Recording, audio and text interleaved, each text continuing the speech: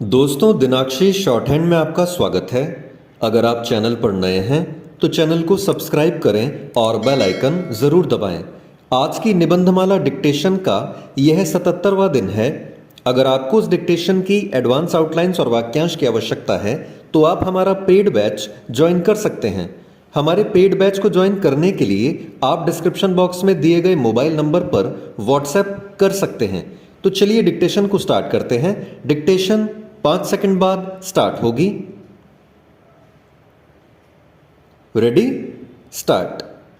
ऐसा कहा जाता है कि जब ईश्वर का धरती पर अवतरित होने का मन हुआ तो उन्होंने मां का रूप धारण कर लिया। ऐसा माने जाने का कारण भी बिल्कुल स्पष्ट है।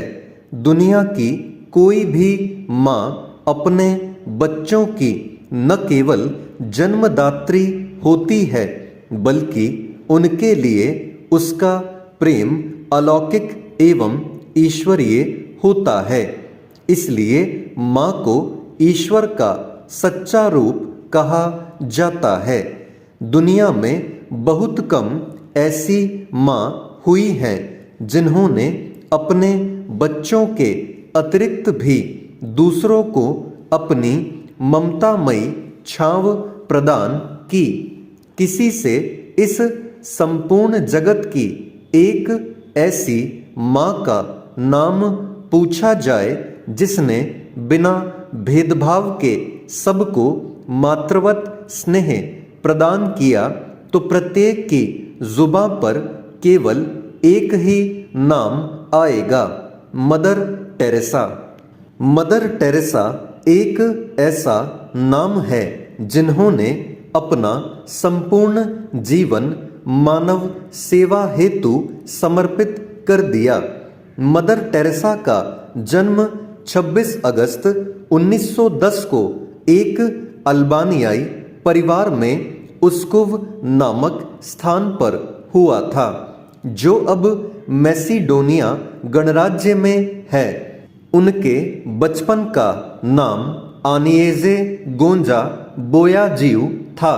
जब वे मात्र 9 वर्ष की थीं, उनके पिता निकोला बोयाजू के देहांत के पश्चात उनकी शिक्षा की जिम्मेदारी उनकी मां के ऊपर आ गई।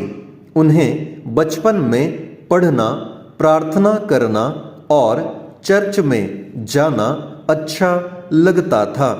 इसलिए वर्ष 1928 में वे आयरलैंड की संस्था सिस्टर्स ऑफ लोरेटो में शामिल हो गईं, जहां 16वीं सदी के एक प्रसिद्ध संत के नाम पर उनका नाम टेरेसा रखा गया और बाद में लोगों के प्रति ममतामयी व्यवहार के कारण जब दुनिया ने उन्हें मदर कहना शुरू किया तब वे मदर टेरेसा के नाम से प्रसिद्ध हुई।